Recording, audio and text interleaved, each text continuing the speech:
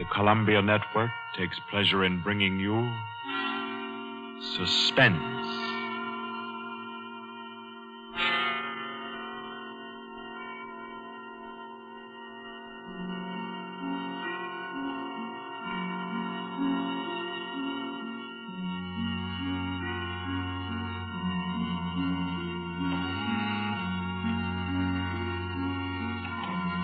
Suspense.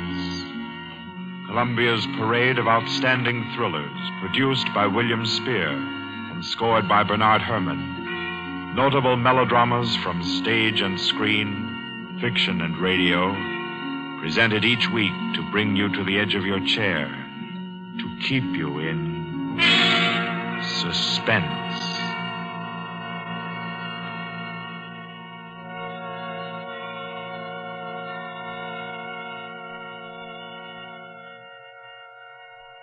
Tonight's story, by the noted American author T.S. Stribling, deals with a crime of murder on an exotic and atmospheric island, with ragged beggars who slept in a Hindu temple and awoke with gold in their pockets and a dead girl lying near them, and with a strange and mystical entrance into the life of hereafter, which was the experience of an American psychologist. For your suspenseful listening, we invite you to join us for A Passage to Benares.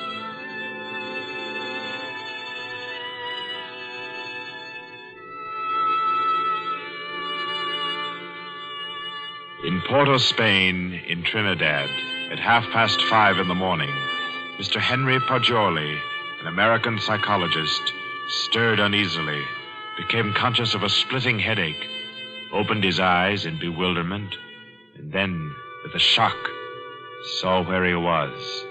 He got up, arranged his clothing. He tried with his neat psychological mind to recapture his dream, to bottle up again the little smoking wisps that still floated about within his aching head. By 7 o'clock, he had found his way back to the house of Mr. Lowe, his host in Port of Spain. Lowe was already about his coffee, with an interested spoon poised above the morning paper. Ah, there you are. Good morning, Poggioli. I say, you're quiet. Didn't hear you get up at all. Have some breakfast? Oh, thanks. I've been out for a breath of air. What's the news today? Well, the new governor will arrive in Trinidad on the 12th, and, hello. Another native's killed his wife. Tell me, Poggioli, as a psychologist, why do coolies kill their wives? Oh, for various reasons, I imagine. But here's some of the facts. Oh, I say, this is a coincidence. Really putting on a show for you, Poggioli, on your first visit to Trinidad. How so? Well, you remember that wedding procession you and I watched last evening down at the Hindu temple? The temple? Oh, of course, the cream-colored little bride with the breastplates and the linked gold coins and the anklets and all the finery. Mm-hmm. And the bridegroom. What'd you say his name was? Budman Lal? Yes. Well, do you know what's happened? Budman Lal is in jail this morning, and his cream-colored little bride is dead, with her throat cut. No. Do they think he did it? No doubt of it. That's why he's in jail now. He always seemed like a sensible fellow, too. One of our best patrons, which only proves my contention, Poggioli. A bridegroom of only 6 or 8 hours killing his wife without any reason at all. Oh, there's usually some reason for murder. Maybe. But I say, old boy, you're missing the point completely. How? Well, suppose you actually had gone and slept in the temple there last night. You wanted to, you know. Remember? And I said, no white man ever stays all night in a coolie temple. Remember? Yes, I remember. You said it simply isn't done. Well, if you had, Poggioli, I say, that would have been a pretty kettle, wouldn't it? Yes. Yes. Well, I'm afraid I'll be mixed up in this. Both Mr. Lal and his uncle Hiradas are clients of mine. Old Hiradas has upwards of $5 million in my bank. Hiradas? Didn't you tell me he built that temple where the murder took place? Yes. It's what the Hindus call a temple and rest house. Hiradas gives rice and tea to any traveler who comes in for the night. It's an Indian custom to help mendicant pilgrims. A rich Indian will build a temple and rest house just as you Americans erect libraries. Ah. What does it say there about the murder, though? Budman Lal, nephew of the famous Mr. Hira Das, was arrested early this morning at his home for the alleged murder of his wife, whom he married yesterday. The body was found at 6 o'clock this morning in the temple where the wedding ceremony took place. The temple attendants gave the alarm. The victim's head was severed completely from her body, and all her jewelry was gone. 5 coolie beggars who were asleep in the temple when the body was discovered were arrested. They all claimed ignorance of the crime, but a search of their persons revealed that each beggar had a piece of the bride's jewelry and a coin from her necklace. Mr. Budman Lal and his wife were seen to enter the temple at about 11 last night for the Hindu rite of purification. Mr. Lal, who is a prominent curio dealer, declines to say anything further. Doesn't tell you very much, does it? No, not much. What do you make of those beggars? Oh, that's simple enough. Those devils laid in wait inside the temple until the husband went out and left his wife. Then they murdered her and divided the spoil. But she had enough bangles and gewgaws to give a dozen to each man. Yes, you're quite right, Pajoli. That's a fact. Why should they continue sleeping in the temple after they'd killed her if they did murder her? Well, why shouldn't they? They knew they'd be suspected, and they couldn't get off the island without capture, so they thought might as well lie down again and go back to sleep. You may be right, Lo, but that doesn't look like the solution to me. Well, I'm satisfied that's how it occurred. You mean the beggars killed her? Mm-hmm. Well, I don't think so. I rather fancy that the actual murderer took the girl's jewelry and went about the temple thrusting a bangle and a coin in the pockets of each of the sleeping beggars to lay a false scent. Oh, come now. That's laying it on a bit too thick, Pajoli. My dear Lo, that's the only possible explanation for the coins in the beggars' pockets. I say, oh, boy, you've had lots of experience in these things. Come along with me, and we'll go up and see Mr. Hira Das and see if we can't help his nephew. I'll be glad to. But we'll go to the temple first. Then we'll call on Mr. Hira Das.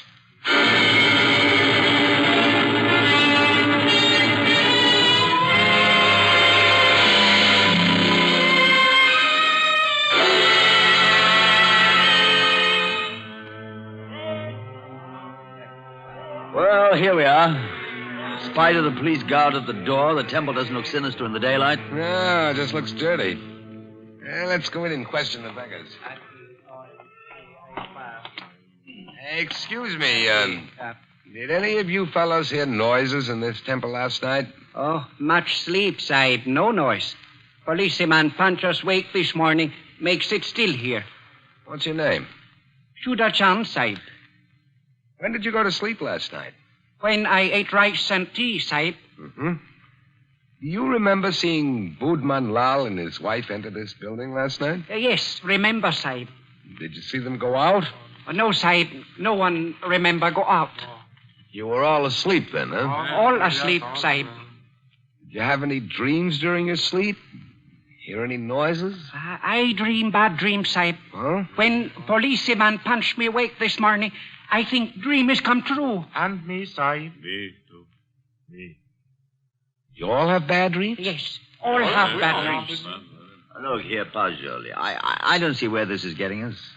I do think we ought to be getting on to old Hira Das's house.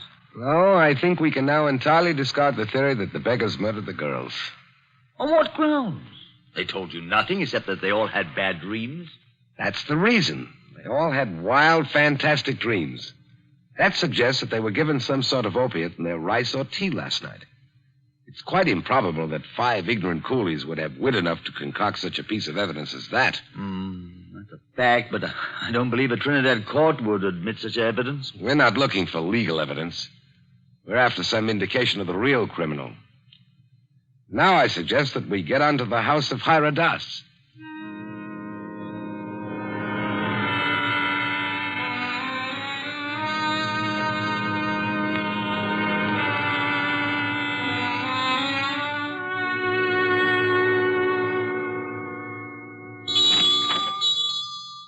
Please come in, gentlemen. I've been expecting you.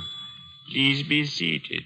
Thank you. Thank you. A most mysterious murder in the life of my poor nephew will depend upon your exertions, gentlemen. Tell me, what do you think of the beggars that were found in the temple with the bangles and coins? Well, I'm afraid my judgment of the beggars will disappoint you, Mr. Hyradas. Huh? My theory is that they're innocent of the crime. Really? Why do you say that? Because they told me of dreams they had. All their dreams were very nearly identical. You are not English, sir. No Englishman would have thought of that. No, I'm American with a backlash sprinkling of Italian. My name's Paggioli. What is your profession, Mr. Paggioli? You are a detective? No, Mr. Das. I'm a psychologist. Ah, your soul is at least groping after knowledge.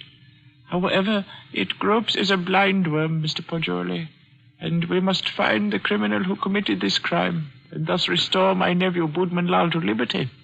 You can imagine what a blow this has been to me after I arranged this marriage for my nephew. You did? Arranged a marriage for a nephew who was in his 30s? Yes, Mr. Paggioli. I wanted him to avoid the pitfalls into which I fell. He was unmarried, and he'd already begun to add dollars to dollars. I did the same thing. Now, look at me. An empty old man in a foreign land. What good is this house where men of my own kind can't come and sit with me, when I have no grandchildren to romp and play? No. I've piled up dollars and pounds. I've eaten the world, Mr. Paggioli, and found it bitter. Now here I am, an outcast. And why don't you go back to India, Mr. Hyradas? Why, Mr. Paggioli, my mind is half English. If I should return to Benares, I'd walk about thinking what the temples cost. How much was the value of the stone set in the eye of Krishna's image? If I would ever be one with my own people again, Mr. Paggioli, I must leave this Western mind and body here in Trinidad. That's very interesting and moving, but we were discussing your nephew, Budman Lal. Wait. In searching for the criminal, I would suggest you look for a moneyed man. Let me tell you my suspicions, and you can work out the details. What are they? I went out of the temple this morning to have the body of my poor murdered niece brought here to my villa for burial. I talked to the 5 beggars, and they told me there was a 6th sleeper in the temple last night. Was there indeed? Yes, Mr. Lowe. A white man. White man? Yes, Mr. Lowe. All 5 of the coolies and my man, Guka, told me it was true. But, Mr. Hyradas, decapitation is not an American mode of murder. American? I was speaking generally. I mean, a white man's method of murder. It is indicative in itself. I meant to call your attention to that point. It shows the white man was a highly educated man who had studied the mental habits of other peoples than his own. So he was enabled to give the crime an extraordinary resemblance to a Hindu crime. But what motive could a white man have? Possibly robbery, Mr. Paggioli. Or if he were a very intellectual man, he might have murdered the poor child by way of experiment. A murder for experiment? Yes, Mr. Lowe. To record the psychological reaction. Why, I can't entertain such a theory as that, Mr. Hyradas. Oh, no. It is too far-fetched. However, it is worth investigating, is it not? Yes, but I'll begin my investigations with the man Guka. By all means, Mr. Paggioli. And in your investigations, gentlemen, hire any assistance you may need. Draw on me for any amount. I want my nephew exonerated, and above all things, I want the real criminal apprehended and brought to the gallows.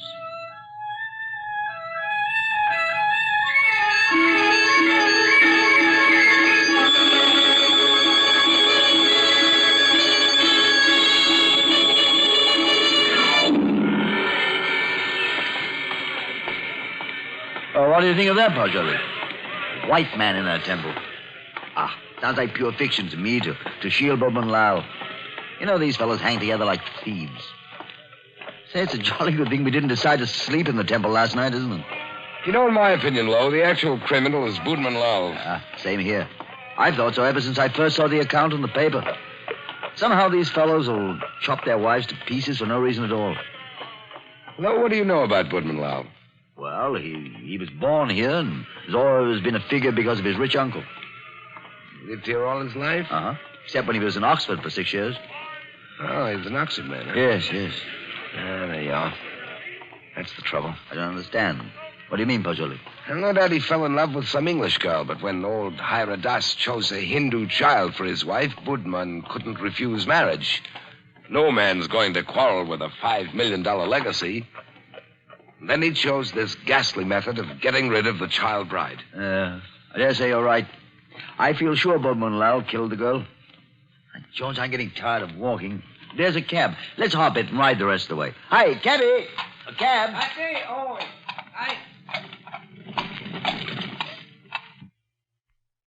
Well, aren't you coming?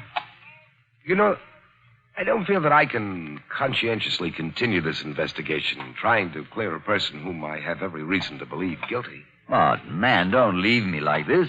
At least come as far as police headquarters with me and explain your theory about Guka, the temple keeper, and the rice. Well, I thought I'd go back to your cottage and pack my things. Pack your things? Oh, your boat doesn't sail until Friday. Yes, I know, but there's a daily service to Curacao. It struck me to go there. Oh, no, come. You can't run off like that just when I've stirred up an interesting murder mystery for you to unravel. Why, Pajoli, you ought to appreciate my efforts as a host more than that. Well, all right, then. To the police station. Yes, Sahib. Bye-bye.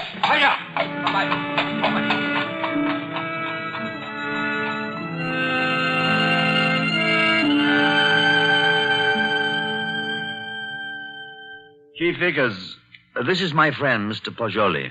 Mr. Pajoli, Mr. Vickers is chief of Trinidad's police force. How do you do? How do you do? Chief Vickers, I've asked Mr. Pajoli's counsel in the Boatman Lau murder case. He's already developed a theory as to who is the actual murderer of Mrs. Boatman Lau. So have I. Now, in this matter, Chief Vickers, I want to be perfectly frank with you. I'll admit we're in this case in the employ of Mr. Haradas and are making an effort to clear his nephew, Boatman Lau. We felt confident you'd use the skill of the police department of Port of Spain to work out a theory clearing Boatman Lau just as readily as you would to convict him. Our department usually devotes its time to conviction and not to clearing criminals. Yes, I know that, but if our theory will point out the actual murderer... What is your theory? Mr. Pajoli's deduction is based on the dreams of the men who were found in the temple. So Mr. Pajoli's deduction is based on dreams. It would be a remarkable coincidence, Mr. Vickers, if 5 men had lurid dreams simultaneously without some physical cause. It suggests strongly that their tea or rice was doped. Now, if you find out what soporific was used, then have your men search the sales record of the drugstores in the city to see who has lately bought such a drug. You will find the murderer. Uh-huh. How do you like Trinidad, Mr. Pajoli? I'd like it very much indeed. You've just arrived, haven't you? Yes. In what university do you teach back in the States? Ohio State. A chair of criminal psychology in an ordinary state university? I'm not a professor. I'm simply a docent, and I haven't specialized on criminal psychology. I quiz on general psychology. You're not teaching now? No, this is my sabbatical year. You look young to have taught in the university 6 years, but then you Americans start young in your land of specialists. Now, Mr. Pajoli, I suppose you're wrapped up heart and soul in your psychology. I am. You'd do anything in the world to advance yourself in the science. I rather think so. Especially keen on original research work. That's what he is, Chief Vickers. You know what he asked me to do yesterday afternoon? No, what, Mr. Lowe? Oh, I don't think we ought to burden Mr. Vickers with our household anecdotes. Oh, but I'm really curious. Just what did Mr. Pajoli ask you to do yesterday afternoon, Mr. Lowe? Oh, well, really nothing at all. It was just a little psychological experiment he wanted to do. And did he do it? Oh, no. I wouldn't hear of it. Oh, as unconventional as that? Oh, it was really nothing at all. I think I could guess your anecdote if I tried, gentlemen. About a half an hour ago, I received a telephone message from my man stationed at the temple to keep a lookout for you and Mr. Pajoli. Look out for us. Yes, because one of the coolies under arrest told him that Mr. Poggioli slept in the temple last night. Oh, but that's not true. That's exactly what he didn't do. He suggested it to me, but I said no. You remember, Poggioli, You didn't do it. Did you, Poggioli? Did you? You see, he did. Gentlemen, I had a perfectly valid and important reason for sleeping in the temple last night, and so I can only ask your sympathetic attention to what I'm about to say. Go on. You remember, Lo, you and I were down there watching a wedding procession. Well, just as the music stopped and the procession entered the building, suddenly it seemed to me as if they'd vanished. Naturally, they'd gone into the building. No, I don't mean that. I'm afraid you won't understand what I do mean. That the whole procession had ceased to exist, melted into nothingness. You see, that's really the idea in which the Hindus base their notion of heaven. Oblivion, nothingness. Yes, I've heard that before. Well, our medieval Gothic architecture was a conception of our Western heaven, and I thought perhaps the Indian architecture had somehow caught the motif of the Indian religion, suggested nirvana. That's what amazed and intrigued me. That's why I wanted to sleep in the place. I wanted to see if I could further my shred of impression. Does that make any sense to you, Mr. Vickers? We are not interested why you went, Mr. Poggioli. We know a murder took place in the temple. You can't think that I committed a horrible murder as an experiment. You intellectual chaps do some pretty weird things, Mr. Poggioli. Why, only the other day I was reading about two young intellectuals. What? Yes, these fellows I read about also tried to turn an honest penny by their murder. I don't suppose you happened to notice yesterday that the little bride, Maila Ram, was almost covered with gold bangles and coins? Of course I noticed it. I had nothing whatever to do with her. I did sleep in the temple. By the way, you say you slept on a rug just as the coolies did. Yes, I did. And you didn't wake up either, Mr. Poggioli? No. Then did the child's murderer happen to put a coin and a bangle in your pockets, just as he did the other sleepers in the temple? I don't know. I haven't looked in my pocket since then. Then please do so now, Mr. Poggioli. Oh, yes. Here they are, Mr. Vickers. You don't happen to have any more, do you? No. I've already been through all my pockets, and I haven't any more. Well, that's something. Of course, you might have expected just such a questioning as this and provided yourself with these 2 pieces of gold, but I doubt it.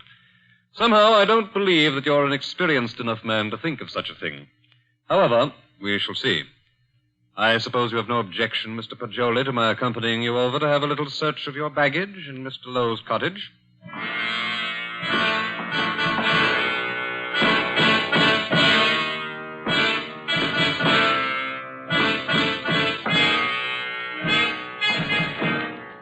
Now then, Mr. Poggioli, be so kind as to open your trunk.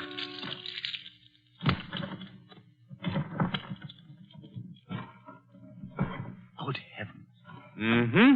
Just as I thought. A trunk tray full of bangles and coins. I'll say one thing for you, though, Mr. Poggioli. Your nerve almost got you by. But you can't believe that I did it. Oh. You don't believe I did this, do you? I don't. In your trunk, Poggioli. I did it. I was sleepwalking. God, to think that it's possible that right here in my own Well, trunk. we might as well start back, I suppose. This is all. I'll go back with you, Poggioli. I'll see you through. Somehow I can't. I won't believe you did it. Thanks. No, Poggioli.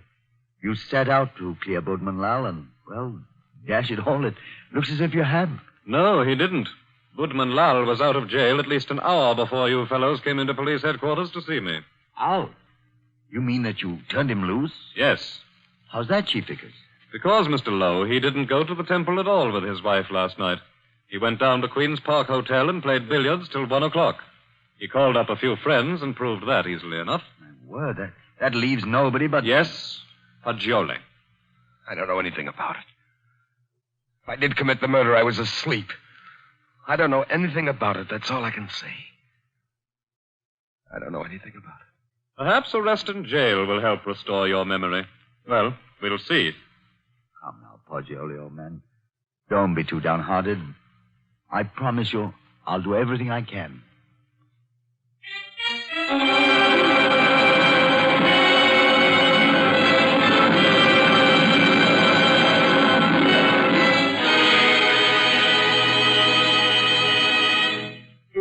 case against Henry Poggioli having been duly tried by a jury of your peers who have been found guilty and by the powers invested in me, I herewith sentence you to be hanged by the neck until you are dead.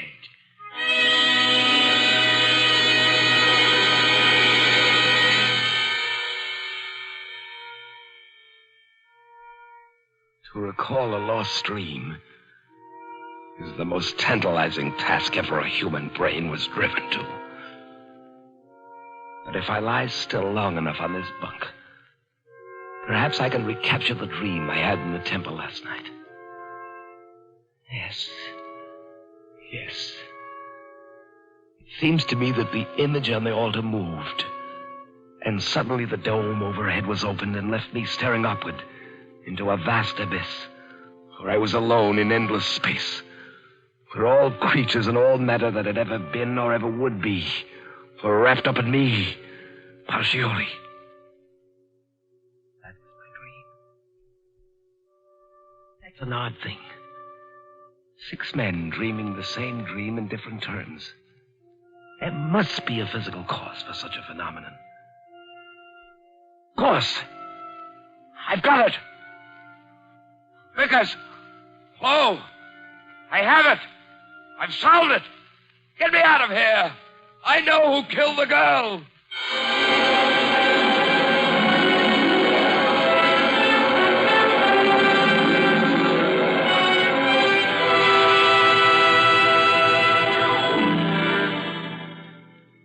What is it, my friend?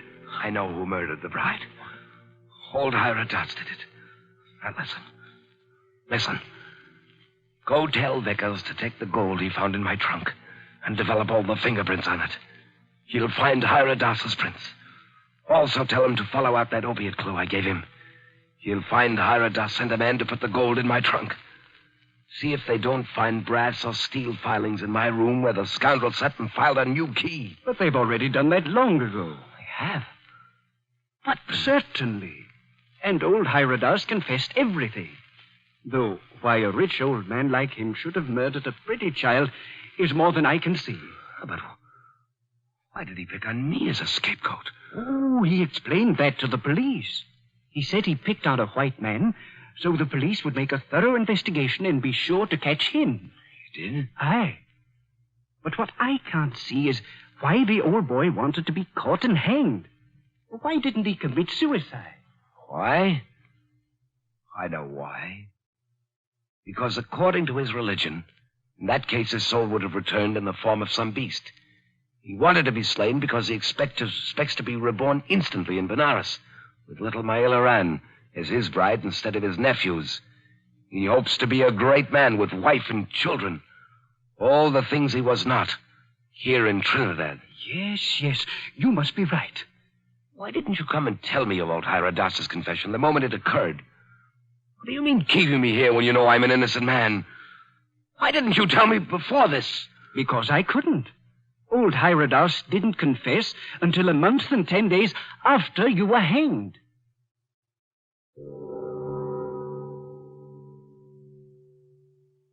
So ends A Passage to Benares, T.S. Stribling's tale of mysterious death and death mysterious. This was tonight's story of Suspense.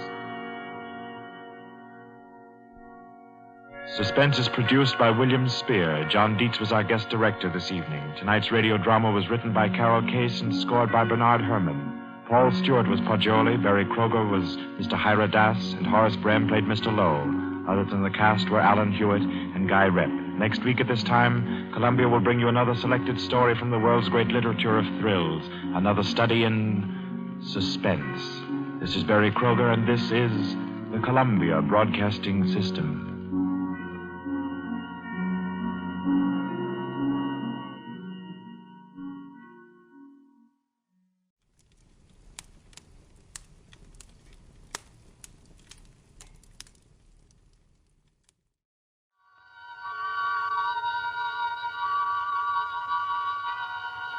The Columbia Network takes pleasure in bringing you Suspense.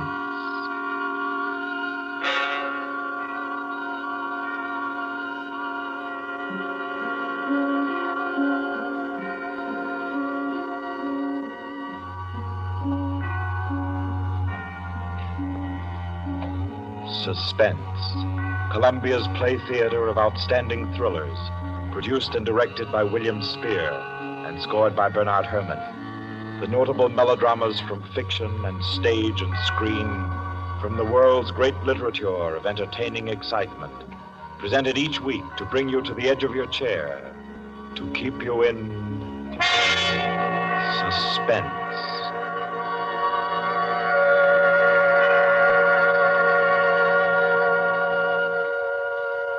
Tonight's story, by America's distinguished author-playwright Owen Johnson, gathers its suspense in a very gentle way. It doesn't have a spectacular finish, garnished with revolver shots. There are no graveyard watches. There's not so much as a single lifeless body, identified or unidentified. It's a tale told in a club room, the Artists and Writers Club in New York. A tale of high-class robbery and suspicion, and of how some ladies and gentlemen nervously counted 100 in the dark.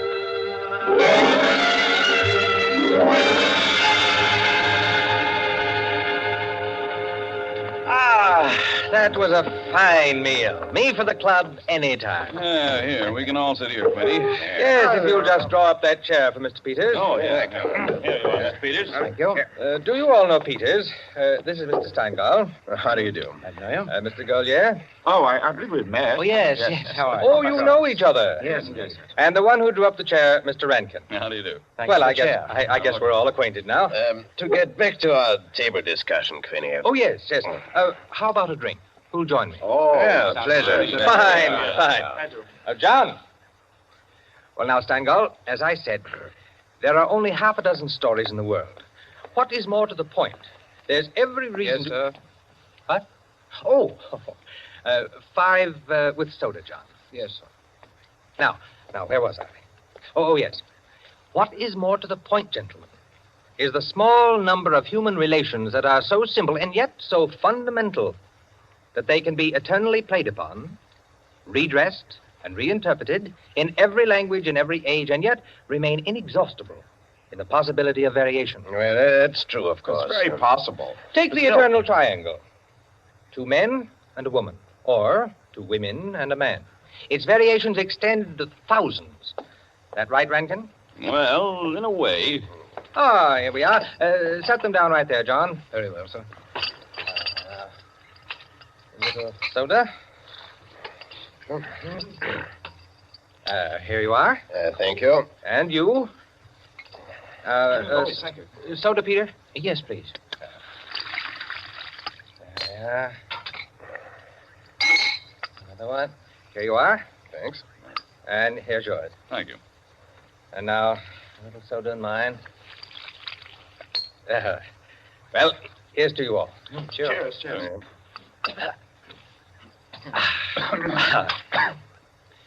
I'm afraid we can't see eye to eye, Quinny.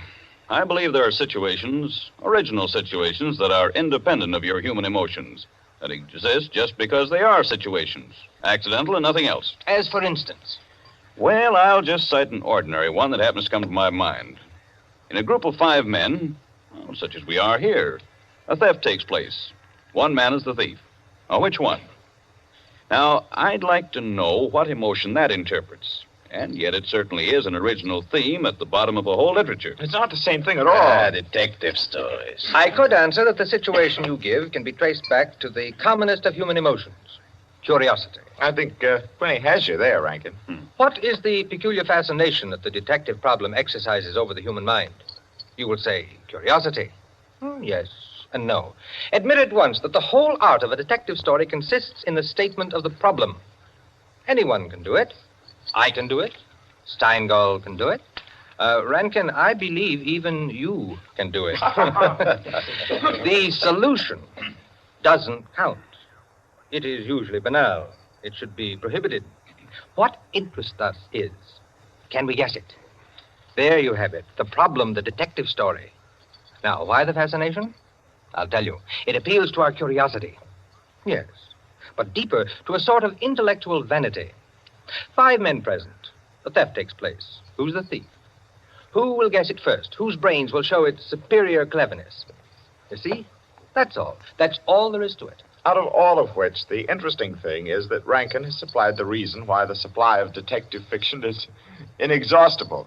It does all come down to the simplest terms. 5 possibilities, 1 answer. Well, the reason is that the situation does constantly occur. It's a situation that any of us might get into any time. Yes, I know of an incident of that kind that happened to a friend of mine last month. Of course, gentlemen. You are glorifying commonplaces. Every crime, I tell you, expresses itself in the terms of the picture puzzle that you feed to your 6-year-old. It's only the variation that is interesting. Well, take the well-known instance of the visitor at a club and the rare coin, for example. You all know that story. You've heard it, haven't you? I don't think I have. I'm sure. Why, it's very well known. Oh, go ahead, Quinny. Tell it. A distinguished visitor is brought into a club. A dozen men, say, present at dinner, long table. Conversation finally veers around to curiosities and relics. One of the members present then takes from his pocket what he announces as one of the rarest coins in existence. Passes it around the table. Coin travels back and forth, everyone examining it. And the conversation goes to another topic. All at once, the owner calls for his coin. It is nowhere to be found. Everyone looks at everyone else. First, they suspect a joke. Then it becomes serious. The coin is immensely valuable. Who has taken it? The owner is a gentleman. Does the gentlemanly, idiotic thing, of course. Laughs as he knows someone is playing a practical joke on him and that the coin will be returned tomorrow. The others refuse to leave the situation so. One man proposes that they all submit to a search. Everyone gives his assent until it comes to the stranger. He refuses, curtly, roughly, without giving any reason. Uncomfortable silence. The man is a guest. No one knows him particularly well, but still he is a guest. One member tries to make him understand that no offense is offered, that the suggestion was simply to clear the atmosphere. The stranger becomes very firm, very proud, and says, I refuse to allow my person to be searched, and I refuse to give the reason for my action. Another silence. The visitor evidently has the coin, but he is their guest, and etiquette protects him. Nice situation, huh? Well, What's the answer? The table is cleared. A waiter removes a dish of fruit, and there, under the ledge of the plate, where it's been pushed, is the coin. Banal explanation, eh? Of course. Solutions always should be. At once, everyone apologizes to him, whereupon the visitor rises and says, now I can give you the reason for my refusal to be searched. There are only 2 known specimens of that coin in existence, and the second happens to be here in my vest pocket. that's rather obvious. Of course, the story is well invented, but the turn to it is very nice. Very nice, indeed. Well, I don't know.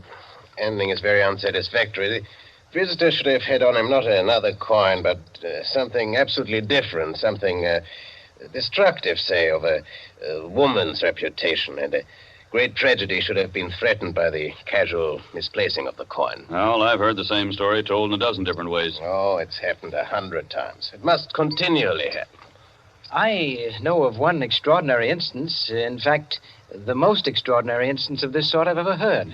Peters, you rascal.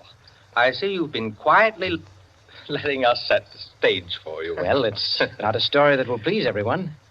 Why not? Because you will want to know what no one can ever know. It has no conclusion, then.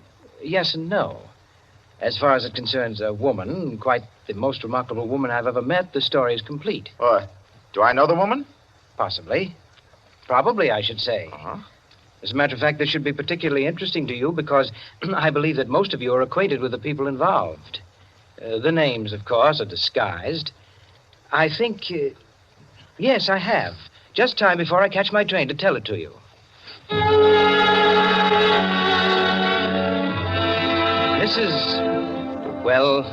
Mrs. Rita Kildare inhabited a charming bachelor girl studio, very elegant, with a duplex pattern in one of the buildings just off Central Park West.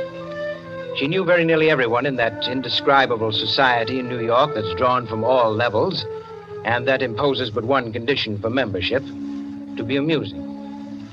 In this mingled society, her invitations were eagerly sought. Her dinners were spontaneous, and the discussions, though gay and usually daring, were invariably under the control of wit and good taste.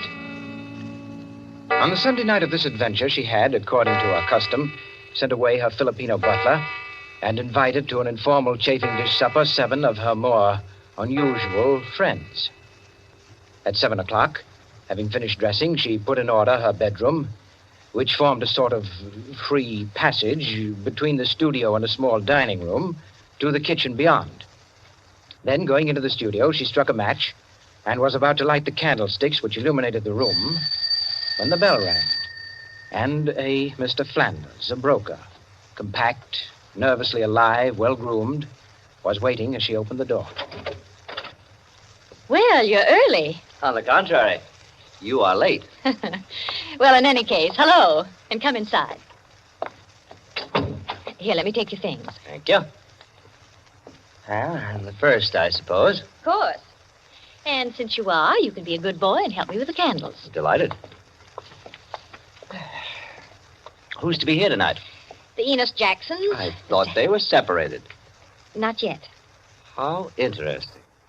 Only you, dear lady, would dream of serving us a couple on the verge. It is interesting, isn't it? Assuredly. Where did you know Jackson? Through the Warings. Jackson's a rather doubtful person, isn't he? Well, let's call him a very sharp lawyer. They tell me, though, he's been gambling pretty much. In deep. How about yourself? Me? I'm a bachelor. If I lose my shirt, it makes no difference. Is that possible? Probable, even. Who else is coming? Oh, Maud Lily. You know her? I don't think so. You met her here some time ago. A journalist. Oh, yes, of course. I'd forgotten. Mr. Harris, a clubman, is coming, and the Stanley Cheevers. Stanley Cheevers?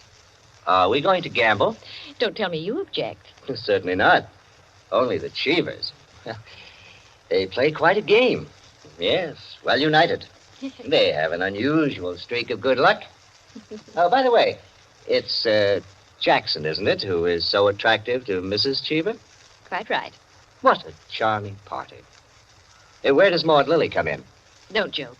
She's in a desperate way. And young Harris? Oh, he's to make the salad and cream the chicken.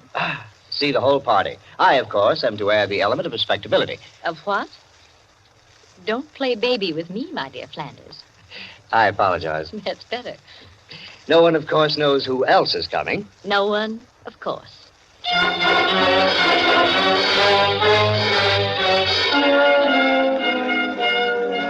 The Stanley Cheevers entered. A short, fat man with a vacant, fat face and slow-moving eye, and his wife, voluble, nervous, overdressed, and pretty. Mr. Harris came in with Maud Lily, a woman straight, dark, Indian, great masses of somber hair, held in a little too loosely for neatness, with thick, quick lips and eyes that rolled away from the person who was talking to her.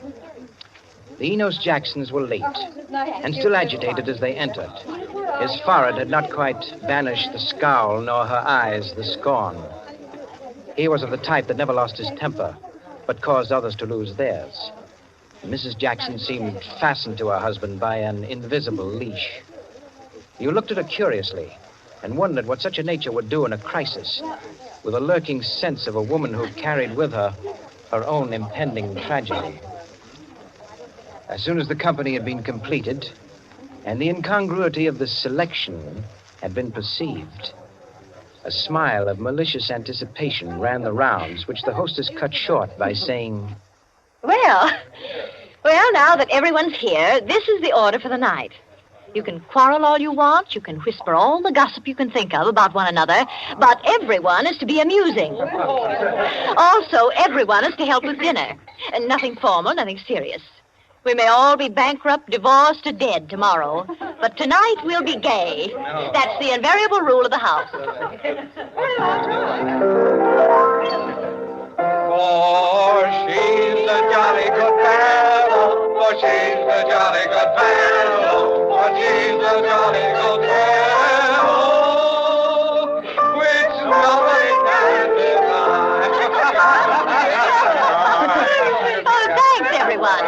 Now, if you'll excuse me, I'll get on with the cooking. Harris, I'll need you. Right with you. May I be of any help? Thank you, Maud, dear. Oh, Mrs. Cheever, you might come along, too. All right.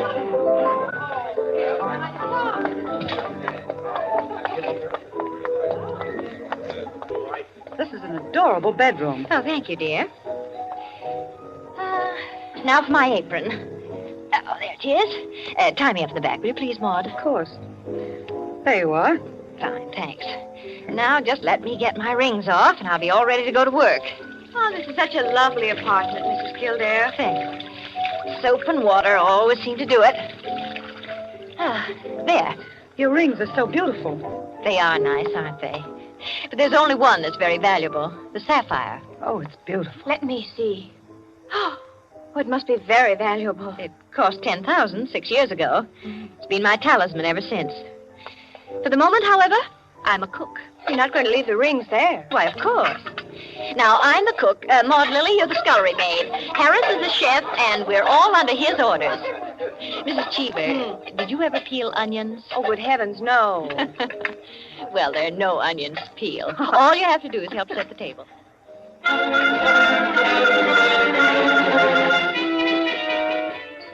Under their hostess's gay guidance, the 7 guests began to circulate busily through the rooms, laying the table, grouping the chairs, opening bottles, and preparing the material for the chafing dishes. Mrs. Kildare, in the kitchen, ransacked the icebox, and with her own hands shredded the chicken and measured the cream. Flanders, carry this in carefully. Cheever, stop watching your wife and put the salad bowl on the table. Everything ready, Harris? All set. All right, everyone sit down. I'll be right in. She went into her bedroom, took off her apron, and hung it in the closet. Then, going to her dressing table, she drew the hat pin around which were her rings from the pincushion and carelessly slipped them on her fingers. But all at once, she frowned and looked quickly at her hand. Only 2 rings were there. The 3rd ring, the sapphire, was missing. Stupid, she said to herself, and returned to her dressing table. Immediately, she stopped. She remembered quite clearly putting the hat pin through the 3 rings. She made no attempt to search further, but remained without moving, her fingers slowly drumming on the table. Who had taken the ring? Each of her guests had had a dozen opportunities in the course of the time she'd been busy in the kitchen. She ran over their characters and their situations as she knew them. Strangely enough, at each, her mind stopped upon some reason that might explain a sudden temptation. To find out nothing this way. That's not the important thing to me just now. The important thing is to get the ring back. And slowly, deliberately, she began to walk back and forth, her clenched hand beating the deliberate, rhythmic measure of her journey. 5 minutes later, as Harris, installed as chef over the chafing dish, was giving directions, spoon in the air, Mrs. Kildare came into the room like a lengthening shadow. Her entrance had been made with scarcely a perceptible sound, and yet each guest was aware of it at the same moment, with a little nervous start. Heavens, heavens, dear lady. You've come in on us like a Greek tragedy. What is it you have for us? A surprise? I have something to say to you. Mr. Enos Jackson, Yes, Miss Kildare? kindly do as I ask you. Certainly. Go to the door, Go to the door. please. Yes? Lock it and bring me the key.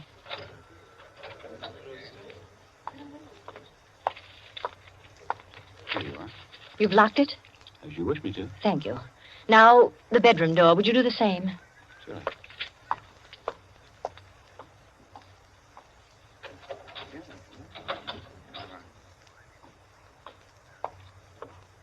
Thank you, Mr. Jackson. Mr. Cheever, Yeah? would you blow out all the candles except the candelabra on the table? Blow out all the candles. Except the candelabra. All right. For goodness sake, Mrs. Kildare. What is it? I am getting terribly worked up. My nerves are all sorry, on edge. Mrs. Jackson. That's the last candle. All right. Now listen. My sapphire ring has just been stolen. Oh, you don't mean it. The ring's been taken within the last 20 minutes. I'm not going to mince words. The ring has been taken, and the thief is among you. But Mrs. Kildare, is it possible? Yes, Mrs. Cheever. There's not the slightest doubt. 3 of you were in the bedroom when I placed my rings on the pincushion. Quite true. I was in the room when she took them off. The sapphire ring was on top. Each of you has passed through there a dozen times since. My sapphire ring is gone, and one of you has taken it. For heaven's sake. Now listen. I'm not going to mince words. I'm not going to stand on ceremony. But I'm going to have my ring back. Listen to me carefully. I'm going to have that ring back. And until I do, not a soul shall leave this room. I don't care who's taken it. All I want is my ring. Now, I'm going to make it possible for whoever took it to restore it without possibility of detection. The doors are locked and will stay locked. I'm going to blow out the remaining candles in the candelabra, and I'm going to count 100 slowly. There'll be an absolute darkness. No one will know or see what's done. But if, at the end of that time, the ring is not here on the table, I shall telephone the police and have everyone in this room searched. Am I quite clear? Everyone take his place about the table and remain standing, please. That's it. That'll do. Now, I'll blow out the candles and count 100. No more, no less. Remember, either I get that ring, or everyone in this room will be searched.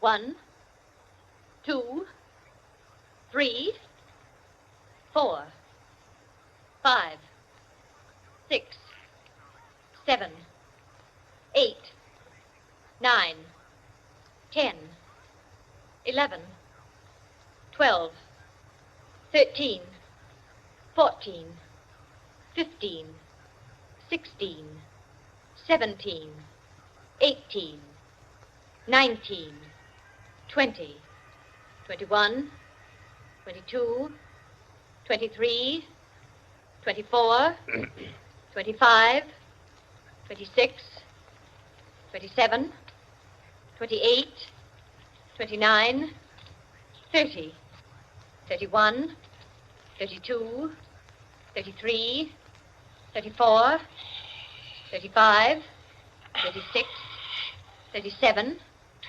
38, 39, 40, 41, 42, 43, 44, 45, Foot slipped off the chair. I'm 46, sorry. 47, 48, 49, 50, 51, 52, 53, 54, 55, 56, 57, 58, 59, 60, 61, 62, 63, 64, 65, 66, 67, 68, 69, 70, 71, 72, 73. The ring. 74. There it is. 75, 76, 77, 78, 79, 80, 81, 82, 83, 84, 85, 86, 87, 88, Oh, really? 89, 90, 91, 92, 93, 94, 95, 96, 97, 98, 99, 100. Well, it is there, isn't it? Mr. Cheever, you may hand it to me. Well, now that that's over, we can have a very gay little supper. The lights, someone.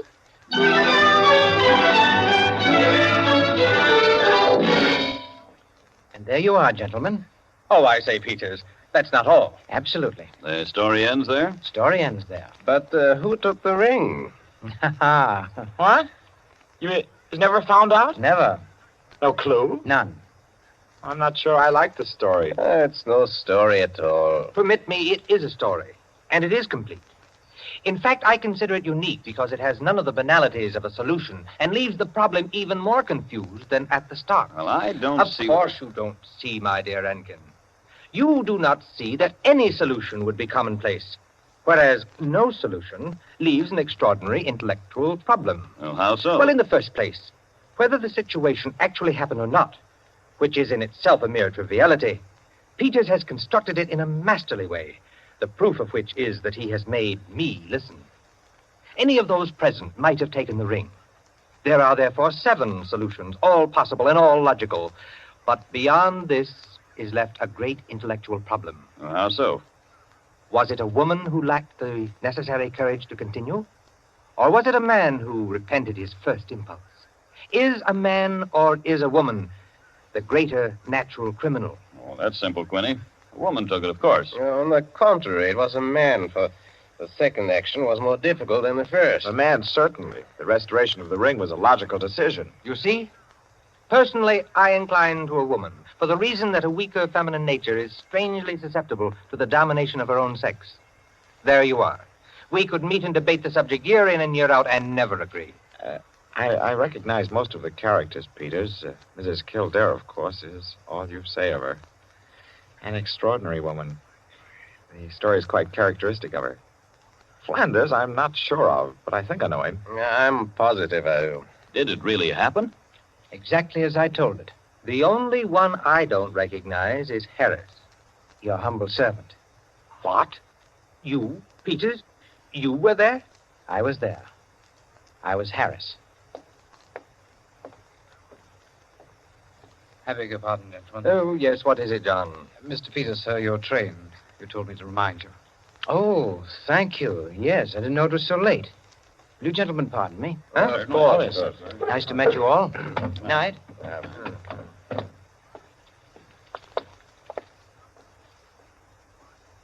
Curious chap. Extraordinary. Well, now, I wonder. I wonder if we're wondering the same thing, gentlemen.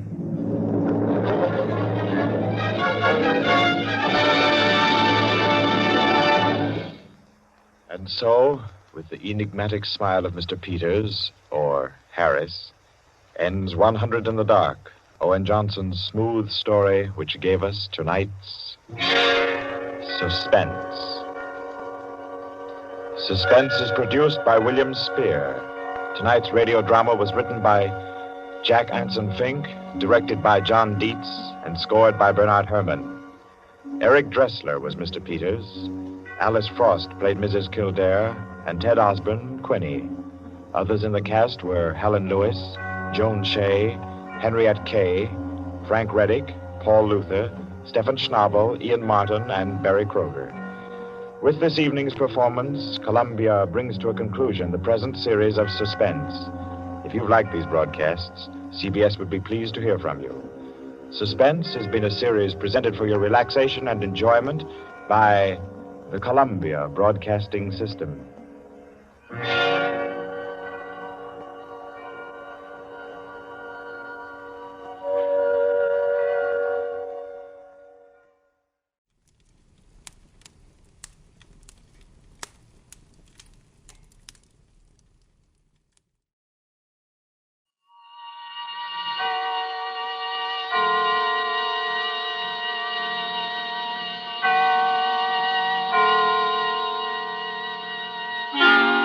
Suspense.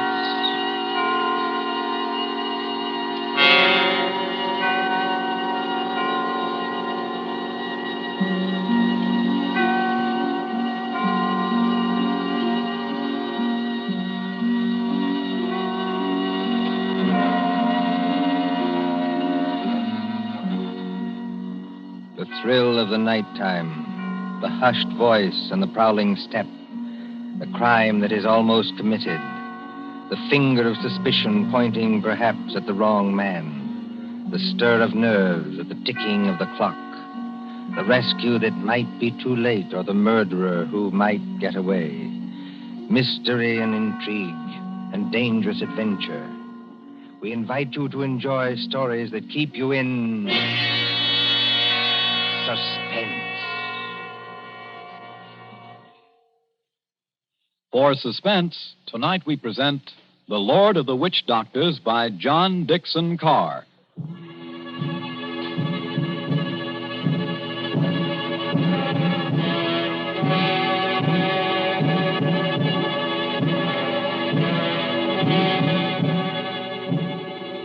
The drums were beating that night. The Lord of the Witch Doctors was on his way. 20 miles off the East African coast, fanned by the blistering heat of the Indian Ocean, lies the island of Zanzibar. Here, many years ago, To be exact, in the year 1889. 3 nations were rivals for imperial German eagle. At Mogadishu were the Italians. A mixed population boiled along that coast, Portuguese, Arabs, Swahili. On the island itself, Sayed Khalif, Sultan of Zanzibar, ruled the remains of a once mighty empire. Mohammedan Bantus of the tribe of Zeng. Look over there, in the moonlight. That white building, patched and rotted, was the palace where Sayed Khalif lived with his fat wives and his captive lion.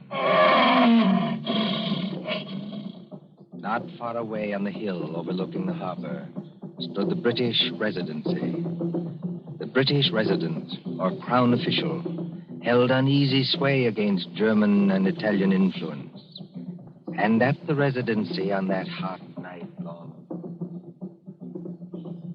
Martha. Yes, Father? Come away from the windows, please. But, Father, those drums are on the mainland. Never mind. 20 miles from here. I'd rather you stood back. It's the fires I don't like, sir. You can see the red light all this distance. They're having a beano of some kind. You'd better stand back, too, Mr. Harris. Oh, look here, sir. Yes, Mr. Harris? I've been your diplomatic attaché in this place for 3 years. Couldn't you call me by my first name in private? Just as you please. Lower the sun blinds and turn down the wick of that lamp. You don't think there's any danger? There's no danger whatever, but... Nero seems terribly restless tonight. Only natural, my dear, with the drums going. Everybody seems restless. This has been going on for days. You begin to get in your nerves. So you feel it too, eh? And I do wish Sayed Khalif wouldn't tease Nero. Jab at him with the meat fork and that kind of thing. If that lion ever got loose... Nerves, my dear, nothing but nerves. Let's face it, sir. There's something very queer going on over on that mainland. Well, suppose there is. All we know is what Nyoka knows. This great witch doctor, whoever he is, has been making a triumphal progress to the coast. The whole bush is afraid of him. You alarm me. Nyoka says he's got horns. He can make himself 7 feet tall, like stretching an accordion. Oh, really, Bill Harris? Well, I don't say I believe it. I say it might be dangerous. Now, for instance, could this be one of Dr. Schmidt's tricks? Dr. Schmidt is a friend of ours. Yes, he's also head of the German East Africa Company. Dr. Schmidt is a gentleman. Look at that coast over there. He's got every native chief in his pocket. Dr. Schmidt assured me that the German emperor has no more territorial claims in East Africa. We get our trade concessions from Said Khalif. Said's our only friend, but we can't even be sure of him. The Germans give him trade gin and a grand piano. The Italians give him 3 new wives for his harem. What do we give him? I have no instructions from London about the situation in this island. No. Somebody in Whitehall probably forgot to post them. For the last time, Mr. Harris, I will not hear His Majesty's government criticized like that. Sorry. These things take time. If there's any danger, we'll be notified in due course. Listen. Well, they're only our own natives. They beat their own drums, you know. Somebody went past that window. That's probably only Nyoka, my dear. Surely you're not afraid of our own servant. No, but Master! Nyoka, listen to me. Don't hang on to that big curtain. You'll pull it down. Now stand up straight and tell me. What is it? He here, Bwana. He here, yes, please. Who's here? Big witch doctor here, yes, please. He come up past in moonlight. He walk slow, boom, boom. He got big teeth eat with. The outside front door now. What was that? The drums have stopped. Nyoka's right, sir. We have got a visitor. There's somebody coming down the hall. Better turn down that lamp, Martha. I can't seem to find the lamp. My fingers are all thumbs. There's a revolver in the table drawer behind you, sir. I don't need it. Stand perfectly still, all of you. Now, please, friends all, don't be alarmed. Are you English? That's right, miss. Born and bred in Streatham. Which of you is the British consul? I am the British resident, sir. My name is Richardson. May I ask the meaning of this tomfoolery? Well, that's just what I'm here to tell you. Or maybe I'd better show you. Now, observe me right hand. I hold it up so, and as I live, a lighted cigar.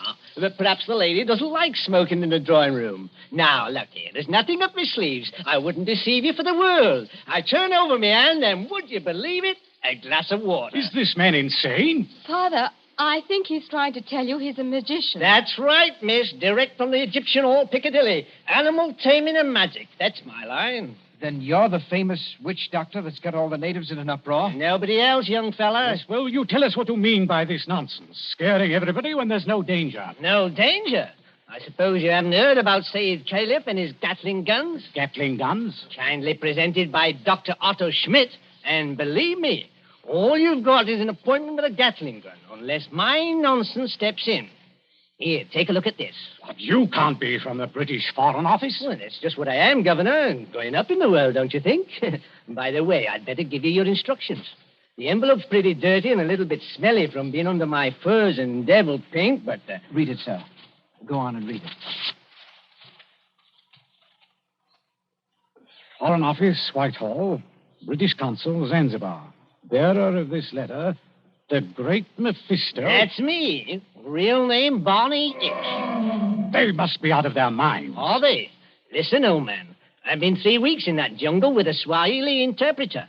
I've been bitten and stung and fried to death. But Schmidt or no Schmidt, I've got those native chiefs just where I want them. You see what happens when I announce I'm a friend of the Great White Queen? Why, you'll have 'em eaten out of your hand. Well, that's true. And all we've got to do is get around Sayyid Caliph here on this island. But do we need to get around him? The young lady, be good enough not to speak until you're spoken to. Oh, I'm sorry, Father. Sayid may be lazy and as fat as a hippopotamus.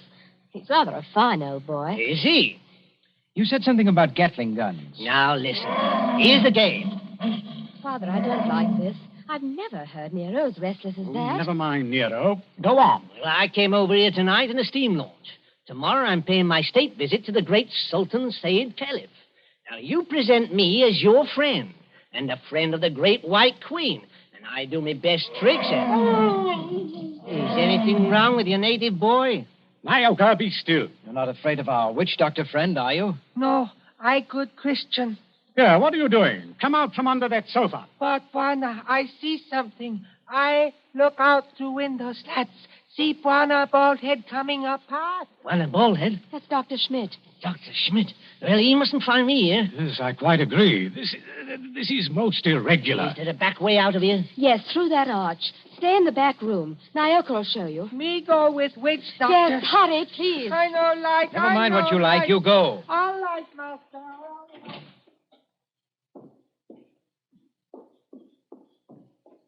It's all right. They've gone. Yes, about time, too. Well, good evening, Dr. Schmidt. Pleasure to see you. Always a pleasure to see you. Ah, my friends, I wish I could say it was such a pleasure to see you. Isn't it, Doctor? This at any time but now. Do not mistake me, I beg of you. No, it is that confounded lion, Nero. Always I say it will happen, and now it has happened. What about Nero? My friends, I regret. He has made his kill. He has tasted blood. What's that? You permit that I sit down and take off my sun helmet. I am not young, and I'm tired. It's not Sayyid Caliph. Yeah, it is so. He has teased that lion once too often. Oh, poor old boy.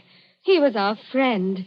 He's not dead. Yeah, I regret. Yeah, he is dead. Sultan of Zanzibar is dead. Oh, Gad. But how did the lion ever get at him? He drank too much puma. That was his trouble. He got drunk and think he can do too much. So he opened the door and went into the lion's cage. Into the cage? Yeah, would you believe it? Not easily. But it is true. Over to Paris, there's what you call gnashing of teeth. His son Nobius in tears. Did you see this happen, Doctor? No. I go there later and they tell me. It's all the worse because of some foolish story, doomhead story. That he has been struck over the head and thrown into the cage by someone who did not like him. That's more likely, if you ask me. My friend, it is foolishness. Everybody liked old man. He was a father to his people and a kind friend. Doctor, are you telling us that Said may have been put into that cage unconscious? It is what one African soldier says, yeah.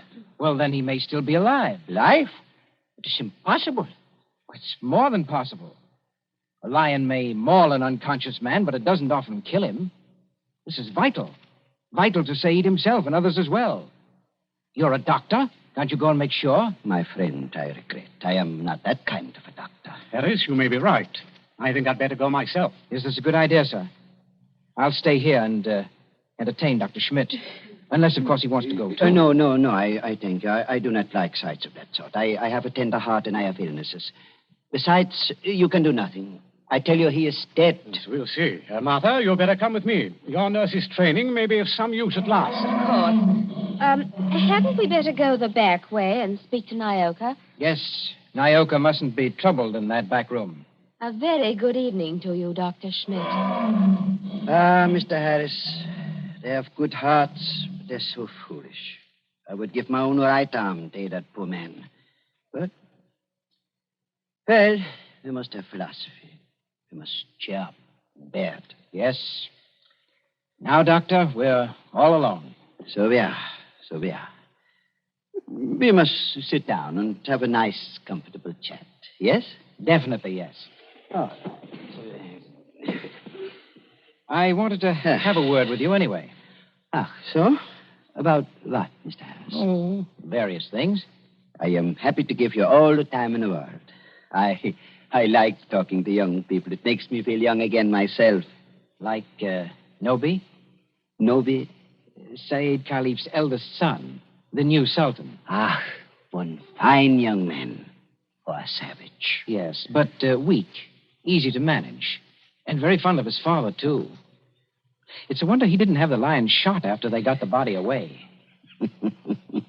Shot with what, my friend? I beg your pardon, Himmel. I do not consider the matters funny. No. But shot with what? These brutes, they have nothing but loading muskets.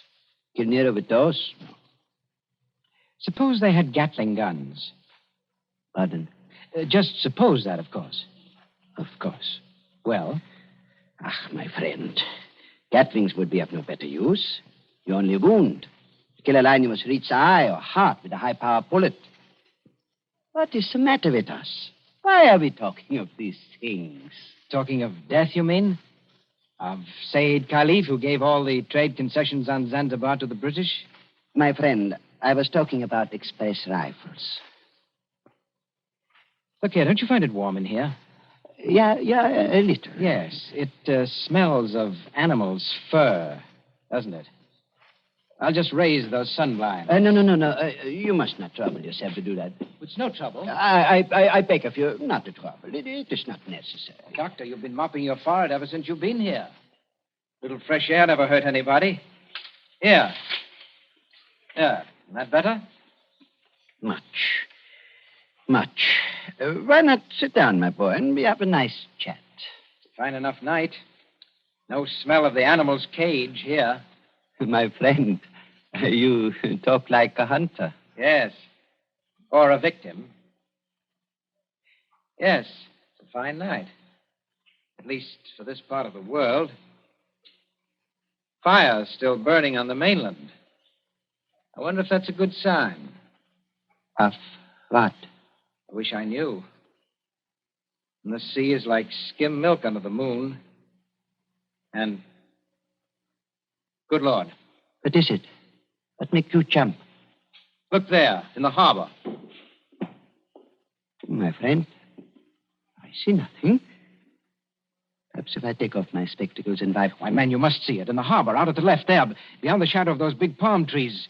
Don't you see our riding lights? It looks like... By George, it is. It's a warship. It is only a German gunboat, my friend. Only a very little German gunboat. German gunboat? My friend, you must not be so distrustful. That is not kind. Let me get a telescope. But I tell you who she is. It is nothing. She is on what you call a goodwill tour. You're not angry. Angry? My friend. Well, I did not know. I could not guess. That is, England is hard to understand. We know that ourselves. I tell you something in confidence. The Germans are sensitive. The British objected. The natives feel too strong. I tell the gunboat to go away. I fire an express rifle. It has a sound. Boom! You cannot mistake one another. That is why I think of an express rifle. But if nobody will object... Why, not the least bit. Tell me, Doctor, do you like it here on this island? Well, just not barren. Don't you ever want to get away from a forsaken mud heap like this? My friend, I am a German. My duty is here, as I stay here. Yes, I know. Between ourselves, that's exactly my position. But you are young. That's not the point. It's the importance of the job. The British don't rule Zanzibar. We hold the trade concessions from Said Khalif, and our residency has to protect them. But even you, Doctor, would be surprised at the amount of trade that we have to protect and the revenue that comes out of this island. Is it so now? You don't say so. I do say so. Is it so much? More than you think. Of course, I'm not allowed to give you any figures. No. Of course not. I would not dream of asking you. How much would you say it comes to, roughly?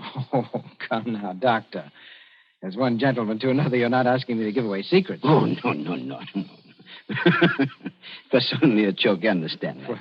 Please do not try to up-trip me. I would try to pull your leg, and it was only a joke, believe me. Yes. It's all in the game, as it were. Yes, all in the game as gentlemen. Oh, Doctor, you're quite a humorist.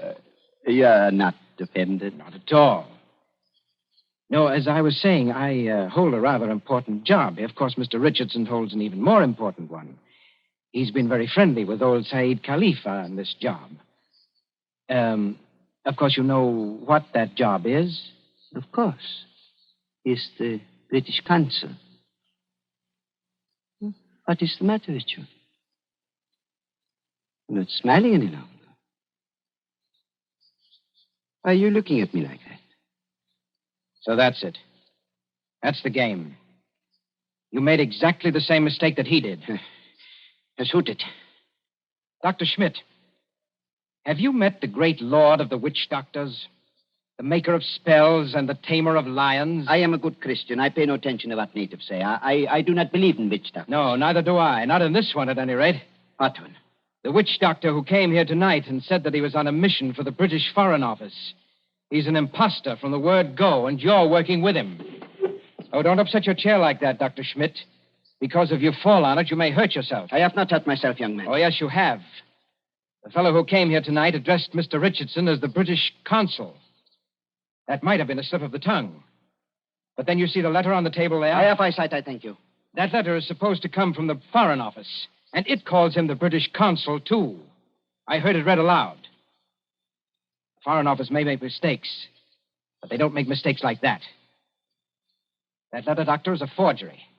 It was forged by a German, and probably by the German who calls himself Barney Hicks, or the Great Mephisto. He's in the back room now. No, he's not, Governor. He's standing in the doorway behind you now. Yes, I thought I heard you. But don't turn around to look at me.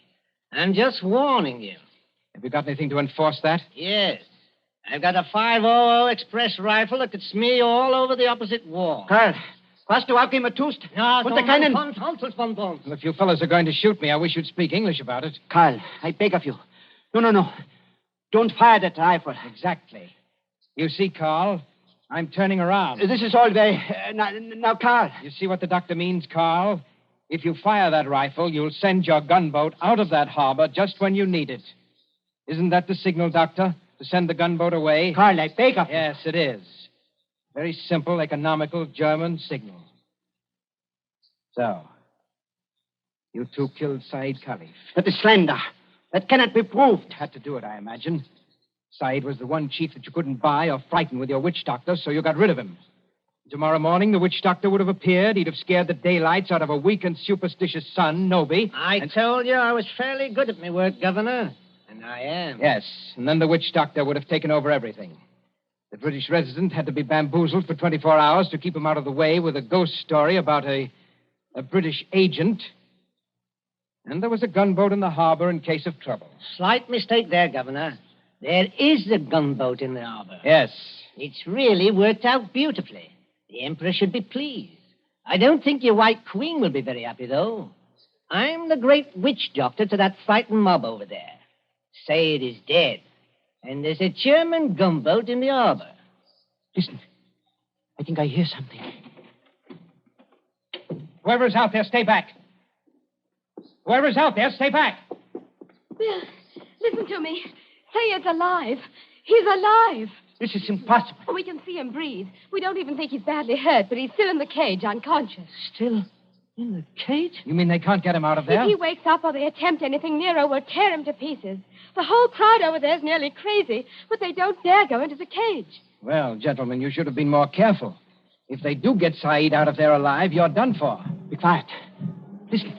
Nobi and the rest of the natives are coming up here now. See here, miss. Are you talking about the old boy's son? Nobi, yes. He wants to see the witch doctor. The witch doctor? This puts you in some slight trouble, Carl. Listen to me, miss. I couldn't get that old buzzard out away from a mad lion, even if I've got to get out of here. Too late now, my dear witch doctor. The natives have surrounded the house. Who's that? It's Nobi. He's coming down the hall.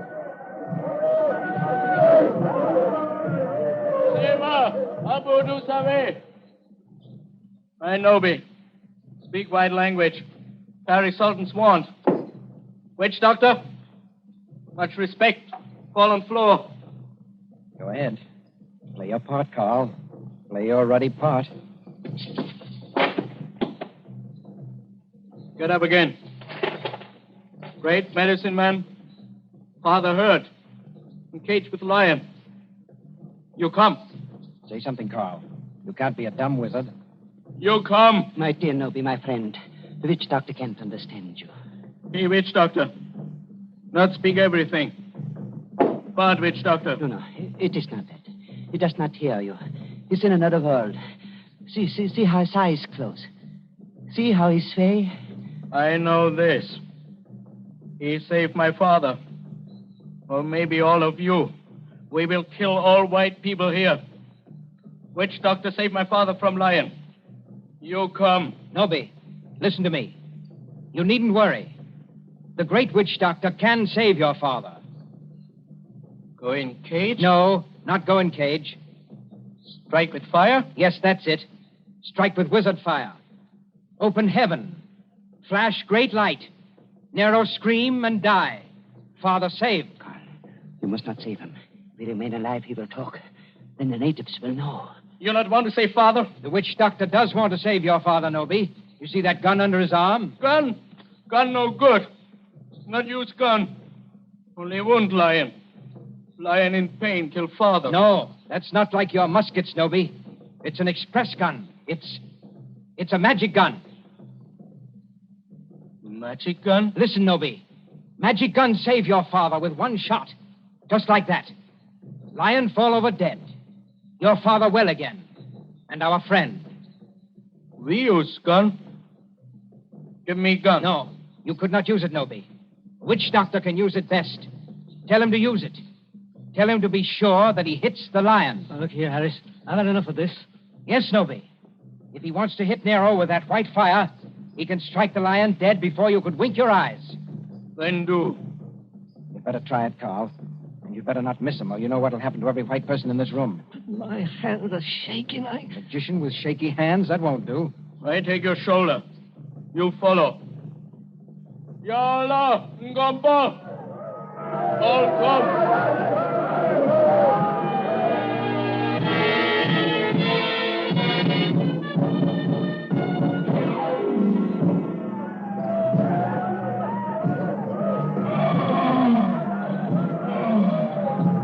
There is cage by palace door. All court over river, bright as day. 1,000 torches, all make light. Now do. Now do. See how quiet they get when Nobi raises his hands. They're praying. So are we. Won't do it. You better. I told you that. They're out of hand now. If you miss, you're no witch doctor. And if you had any thought of hitting Saeed instead, just imagine what they do to you. I can't see. These torches blind me. You do. I think the old man's moving. If he stirs, the lion will kill him. You know what that means. That's right. Up with a rifle. My hands are shaking. Be careful of your sights. It's a point-blank shot.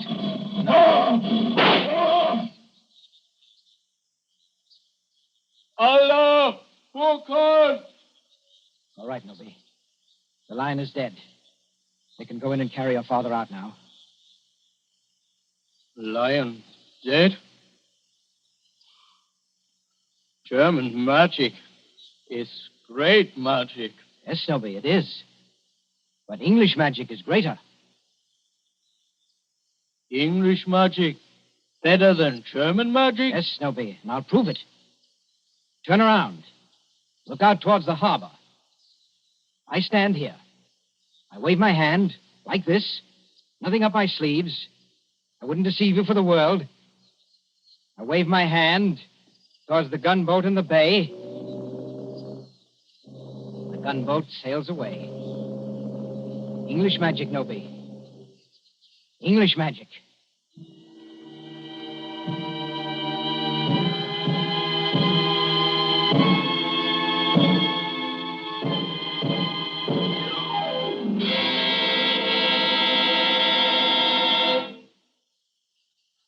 And so ends The Lord of the Witch Doctors.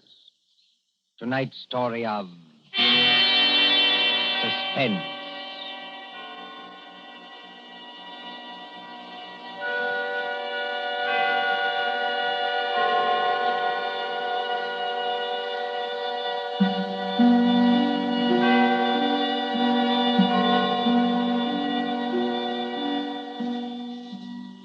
Next Tuesday, when CBS again brings you Suspense, our story will be The Devil in the Summer House. The broadcast for next week only is scheduled for 10 p.m. Eastern Wartime, a half hour later than usual. William Spear, the producer, John Dietz, the director, Bernard Herrmann, the composer-conductor, and John Dixon Carr, the author, are all collaborators on Suspense.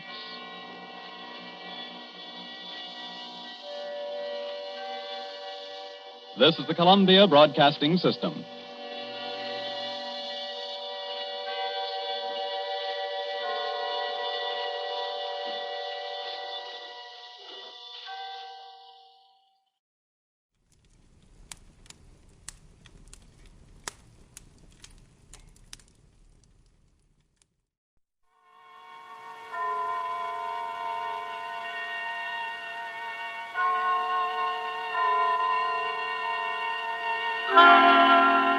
Suspense.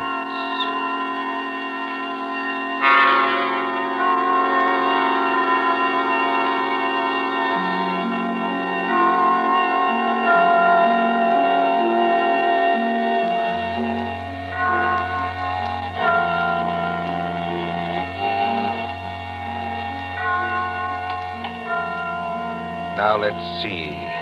Suspect, suspectant, suspend. Ah, here we are.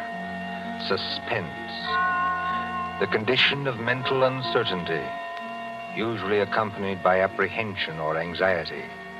Fear of something which is about to occur, as do not keep me any longer in suspense. For our story of suspense tonight, we invite you to enjoy The Devil in the Summer House by John Dixon Carr.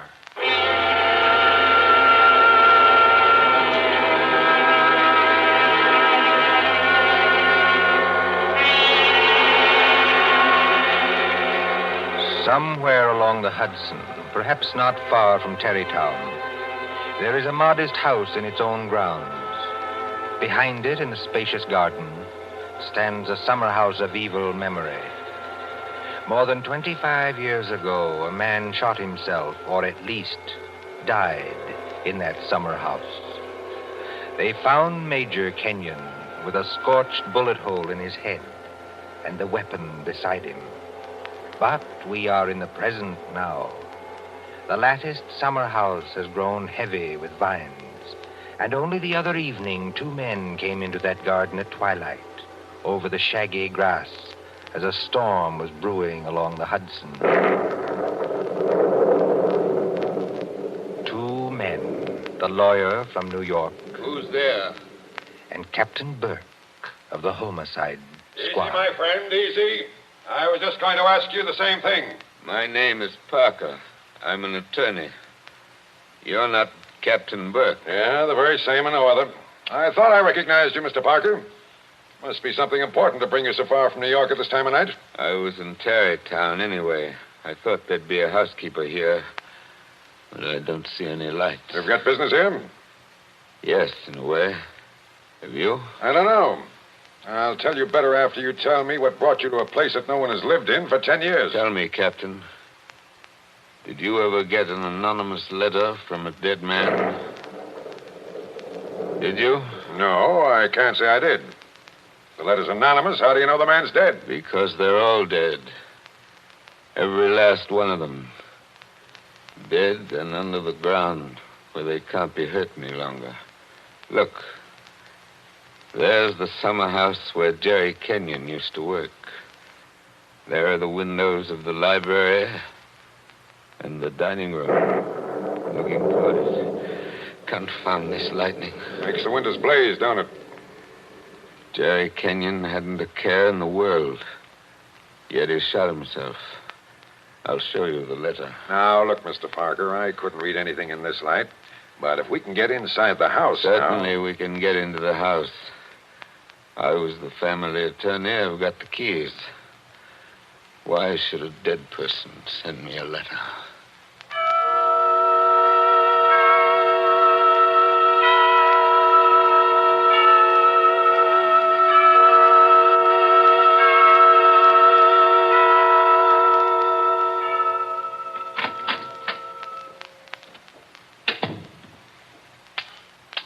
No lights working, eh?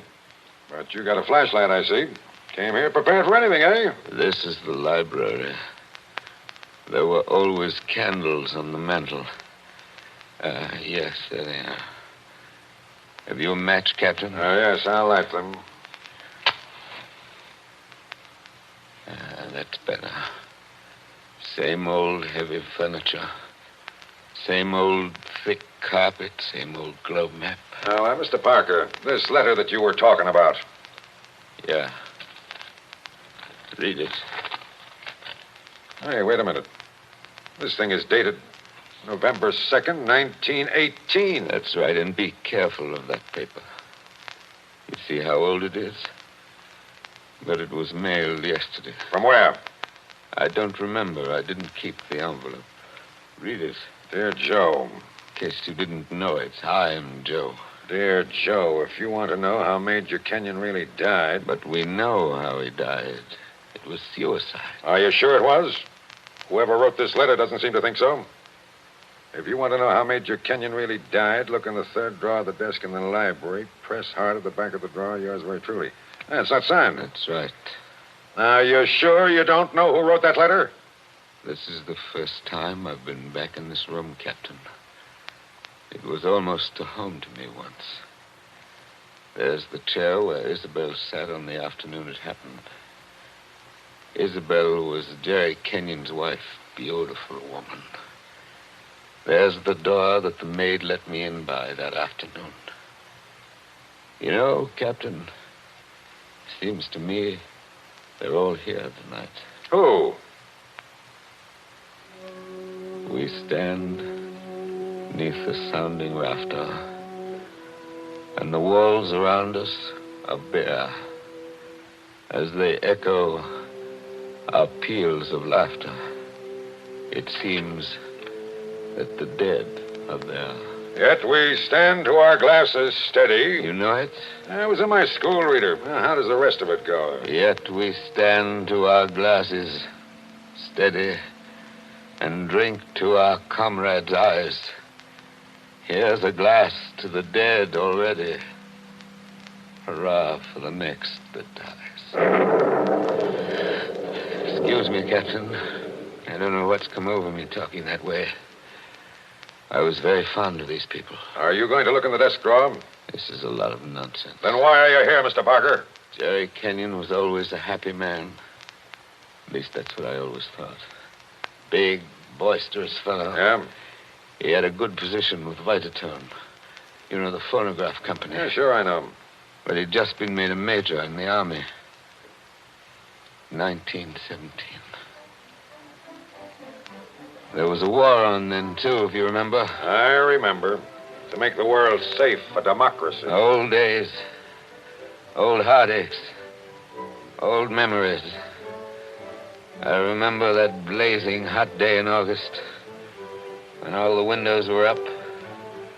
I remember this room. And Isabel, that was Jerry's wife, sitting in that chair, knitting. I remember...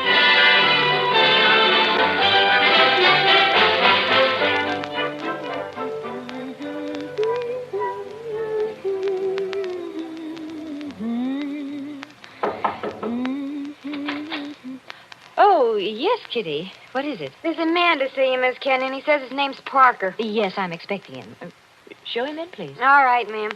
Shall I take your knitting in your knitting bag? Why should you take my knitting? I don't know, Miss Kenyon. I just wondered. You can come in now. Thank you. Hello, Joe. Hello, Isabel. You sent for me? Joe, I must apologize for Kitty.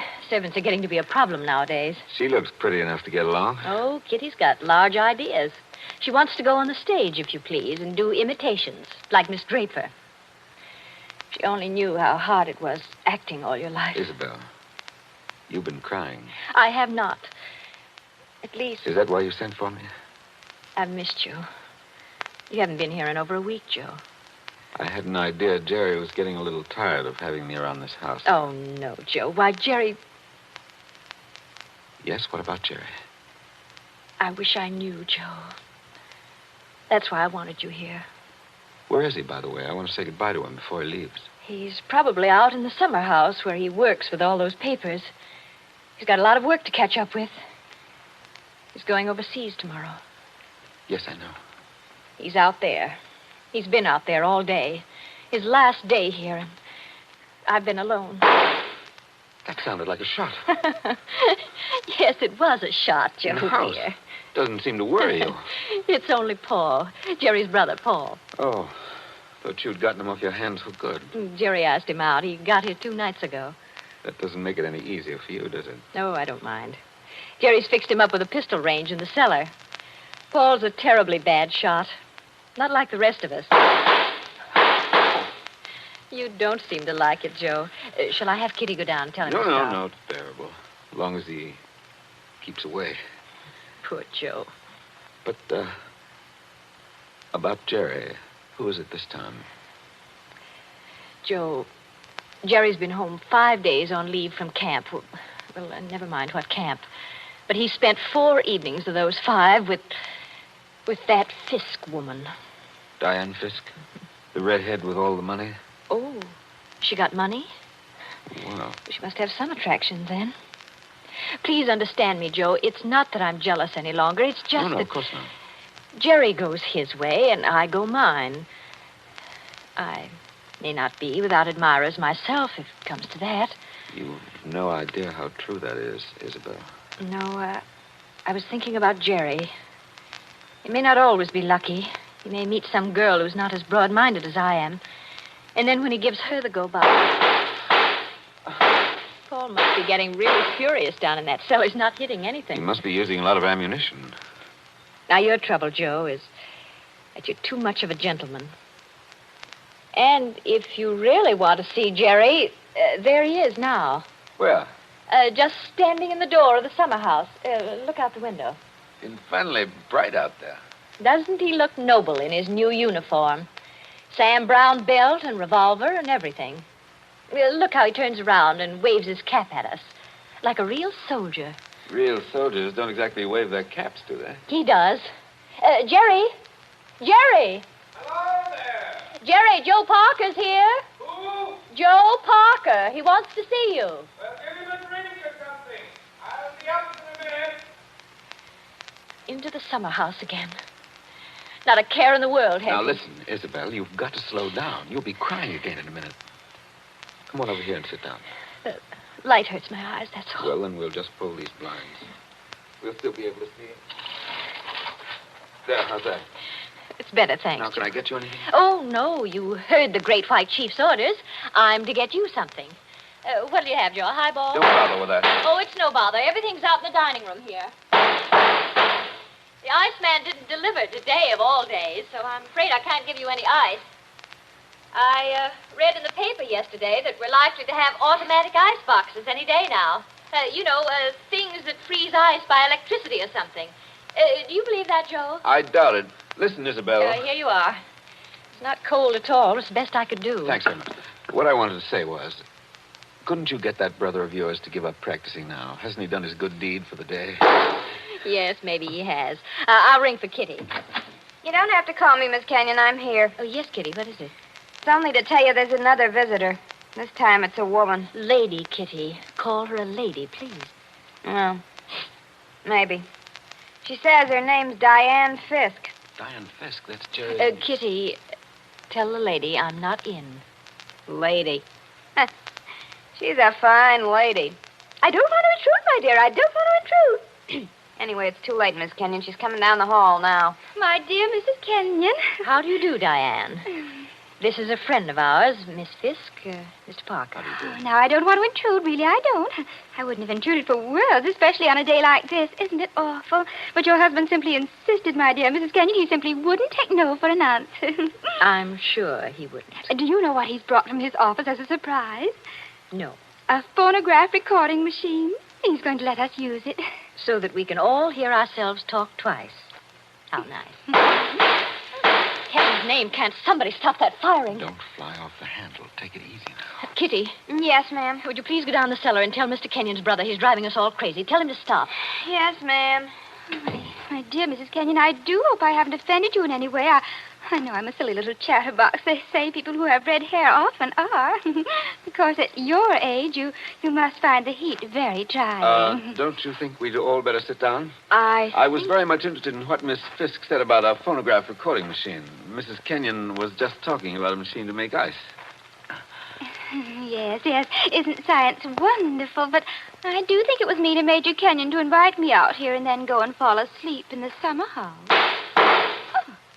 Did you say fall asleep? Yes, of course. How did you know? Well, I came up the back way and I saw him in the summer house with his head forward on the table, taking a nice little snooze. That's very queer. Of course, you couldn't see much except in the bright light of the door, but I think I saw him there. I didn't disturb him, naturally. But I think I'd better disturb him. Oh, now, please don't trouble on my account. The fact is, my dear, I don't altogether trust myself in this room. A woman of my age has to conserve her strength, you know. So if you'll just excuse me. Well, of course, if you... Oh, dear, I just can't think what I'm always saying because I have the best intentions in the world, Mr. Barker. But... Parker. Oh, yes, Parker, but I do somehow manage to offend people being so dependent and everything. Except the men, of course. I couldn't offend you, Mr. Parker. Now, could I? Madam, I'm not sure. Well, of course, the person I really came to see was Paul, Mr. Kenyon's brother. He's a little young, of course, but he's joining up next month, and I think we should all do our bit, don't you? He has such a pleasant personality. I think he likes me. Why, if he walked in at that door this minute... Now, how am I ever going to get any place? Someone's always interrupting my revolver practice just when I'm getting to the point where I can... Oh. Why, Paul. Good Lord, are you here again? You're a very untidy object, Paul. Well, it's pretty untidy in this cellar. And dirty. I've got cockroaches on me, so keep away. Did you have a good day shooting? Swell. One of the best. Hit the target?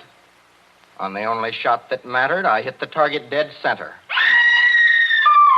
That sounded like Isabel. I think it was Isabel. Why have you got those blinds down? Get them up. What is it? What's wrong with you? What are you looking at through that window?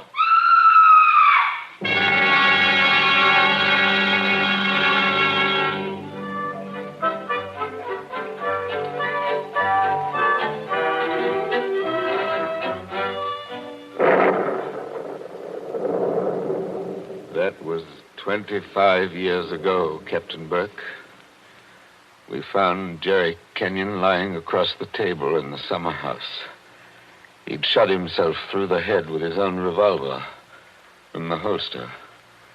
It was lying on the floor beside him. Shot himself, right? I see. When Isabel found him, he'd been dead about half an hour. The doctors proved that, did they? Yes, that shot had been fired against his head.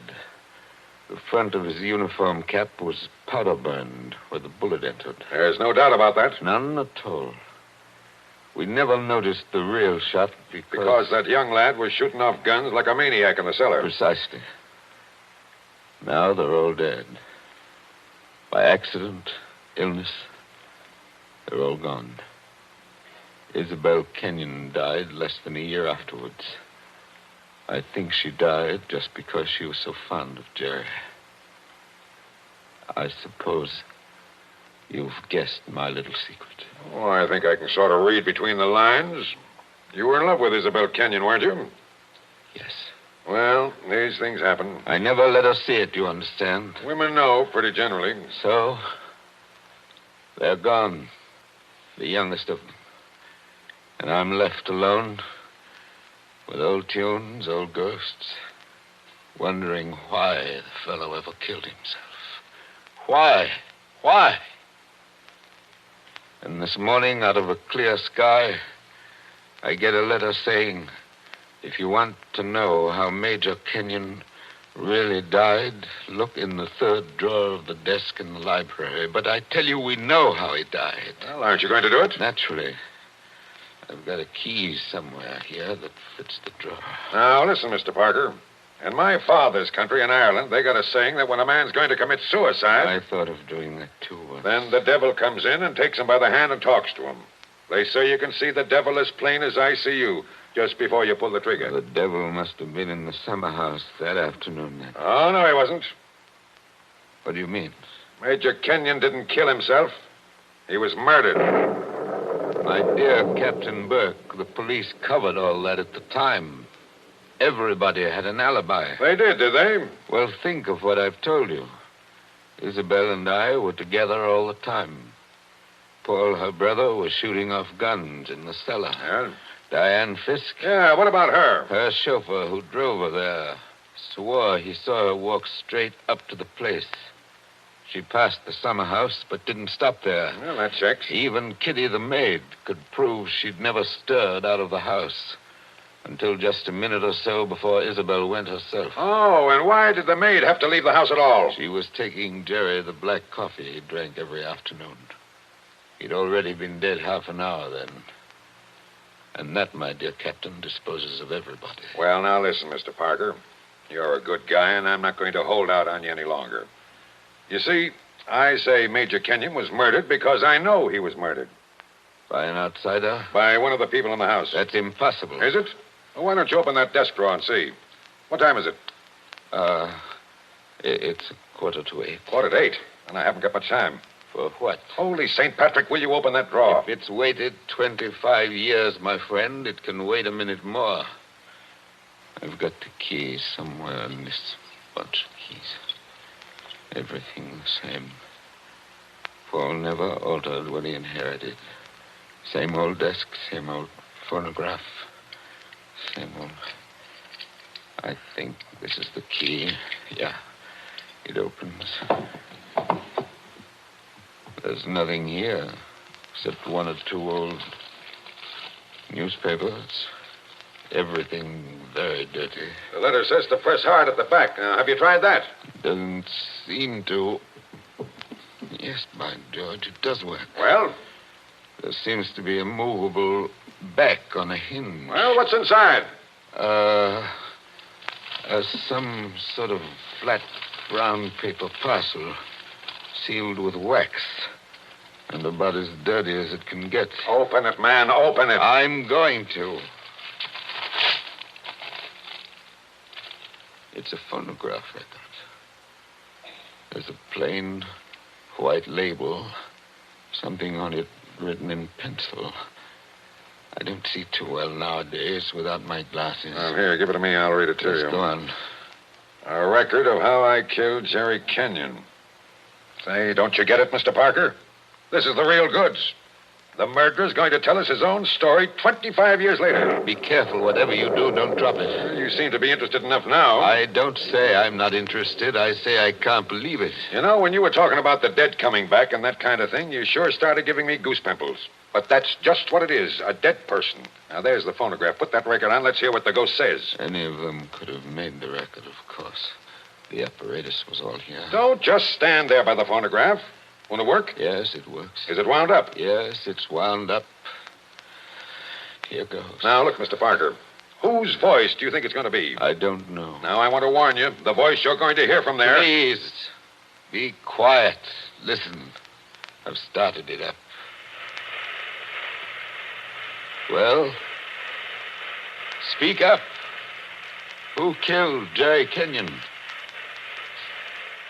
I killed him, Joe, dear. Isabel. I'm sorry about it, Joe, but I had to have you for an alibi. And you were so terribly easy to It's fool. only a phonograph record, man. Don't look at it as if it was alive. You said you and I were always together, Joe, but that wasn't quite true. I left you to go into the dining room and mix a highball, remember? Yes. And I was carrying my big knitting bag. Remember that, too? And there was something else in it besides knitting. I'm an awfully good revolver shot, Joe. I told you we were all good except Paul. And the back windows of the dining room faced the same way as the back windows of the library. Thank you, Isabel. Thank you. Jerry very was much. in the summer house. I made a sign to him from the window, and he came to the door there. In bright sunlight, 50 feet away. True again, Isabel. True Joe, again. don't you know what August heat is in a wooden summer house? Didn't anybody see that no man would be wearing a cap inside on a day like that? Jerry had taken his cap off before he went into the summer house. We saw him do it. He was bareheaded when he came to the door. So I lifted the revolver and shot him through the head. Then I dropped the gun back in my knitting bag and went back into the library with your drink. Isabel. Don't talk back to the thing, There man. was You'll drive me something else screwy. in my knitting bag, too. I had to use it. It was a duplicate of Jerry's army camp with a powder-burned hole already fired through it in the place I wanted. Very clever of you, Isabel. So I've been the goat for 25 years. I waited for some time and then slipped out to find the body. I fitted the new cap over Jerry's head in place where it ought to go. I put the old cap in my knitting bag. I took his revolver out of the holster and kept it. The gun that I'd used, I dropped on the floor beside him. So I proved it was suicide. You see? You proved it to me. Joe, listen, I'm very sick. They tell me I'm going to die. You are dead. Joe, I'm afraid. I'm going out in the dark, and I don't know what's there. Don't go away, Isabel. Come Joe. on. Just for a minute. Okay, I've had just about enough of this. Joe, I want you to tell everybody about it. I want you to tell them how a poor, crazy woman couldn't stand that man any longer, and how... There. It's cut off, and it's going to stay cut off. Thank you. I've heard about enough, too. But you can't arrest her now, my friend. You can't arrest her now. After hearing that, I'm not going to arrest anybody. Tell me, Captain. Did you know what was on the record? No. That's why I had to hear it. I knew about it, but I wasn't sure what it had to say. But so help me, I never guessed how hard it would hit you. Man, don't you get it even yet? Yes, I get it. Oh, no, you don't. You don't see anything. That was how the fake suicide was managed, yes. That's just how it was all done, bar one or two little things. Only... Only what? Only it wasn't Isabel Kenyon who committed the murder. Did I hear you correctly? You did? This is another one of your little jokes, I imagine. Can't you let me alone? Have you some kind of personal spite against me? What did I Hold ever it. do? You're going to hear the real truth now if I have to hold you down in that chair. I know Mrs. Kenyon didn't kill her husband because I've just come from talking to the real murderer up the river. But they're all dead. Oh, no, they're not. And I haven't got much time either. That clock's just going to strike 8. What's the time got to do Good with it? deal if you'll follow me. Mrs. Kenyon died less than a year after her husband, didn't she? Yes. But it wasn't Mrs. Kenyon's voice you just heard on that record. What? I'm telling you, the real murderer hated her. Hated her like poison and wanted her blamed for the crime. When Mrs. Kenyon died, the real murderer wrote a letter. Well? But she never mailed that letter. She made a lying record of Isabel Kenyon's voice as evidence. Now you figure it out for yourself. Who was pretty enough to take Major Kenyon's eye and strike back like fury when she got thrown over? Who wanted to go on the stage and do impersonations? Kitty, the maid. Ah, you're talking sense. She shot Jerry from the dining room window. When she couldn't borrow Mrs. Kenyon's knitting bag, she went out to the summer house with a gun and the fake cap wrapped in a napkin on a coffee tray. She did go out, I remember. Actually, she got there before Mrs. Kenyon did. But the summer house was dark inside, and Mrs. Kenyon never noticed her. The next day, Kitty wrote that letter, but she couldn't bring herself to send it. So she kept that letter till the day before yesterday. Then one of the boys at Sing Sing, Wait a minute. thinking he was doing her a kind action, put a stamp on it and mailed it. Did you say Sing Sing? Yes. They're electrocuting her tonight for the murder of an Italian down at Collier's Hook. I found out about the record, all right. But the one thing I wasn't sure of was that she had done the job alone. Now, frankly, the way you acted, I thought that you might have been in on it, too. Well, that's why I had to hear it through. And it was anything but a joke. And now, here it goes to blazes forever.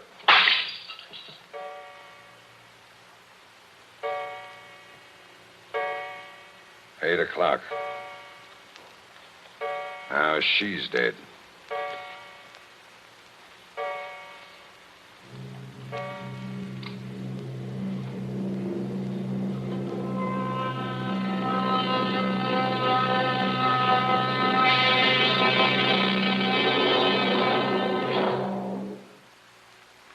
And so ends The Devil in the Summer House. Tonight's story of Suspense.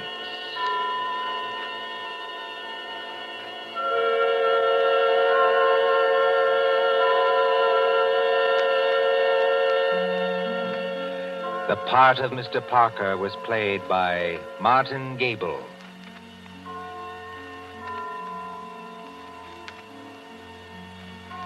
Again next Tuesday at 9:30 p.m. Eastern Wartime. A story dedicated to the thrill of the nighttime, the hushed voice and the prowling step. Another adventure in suspense. William Spear, the producer, John Dietz, the director, and John Dixon Carr, the author, are collaborators on Suspense. This is the Columbia Broadcasting System.